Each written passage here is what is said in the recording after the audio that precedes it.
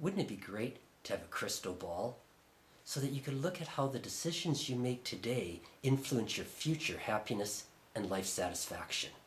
Wouldn't it be great to have a crystal ball? So what you could do is you could look at how the decisions you make with your child now, the decisions your child makes as well, and how that predicts your child's happiness, life satisfaction when they grow up to be an adult. Well, of course, in science, we don't have a crystal ball. What we typically do is cross-sectional research in happiness and life satisfaction.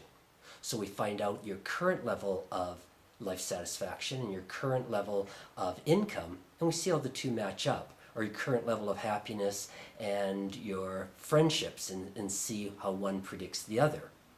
But recently, the London School of Economics did a new study that came as close to having a crystal ball as we have in science. What they did is they looked at 3 factors in childhood and how those factors predicted adult life satisfaction. They started with intellectual development, and they found out that the intellectual development of a child predicted the child's future income and education when they were an adult, but they were a pretty lousy predictor of the child's future life satisfaction. So then they also looked at behavior like disobedience, getting into fights, lying and cheating, and they found out that these behaviors as a child predicted the child's life satisfaction when the child grew up to be an adult. But it wasn't the best predictor. The best predictor was emotional health. What they did was they measured a bunch of indicators of emotional health. They measured eating disorders and sleep disorders, tiredness and happiness, and what they found is that these indicators of emotional health were excellent predictors of future life satisfaction.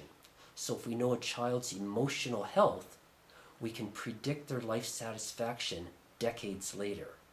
And this is important. It's important to policymakers, educators, and parents, because it says we need to pay attention not just to a child's intellectual development and behaviors.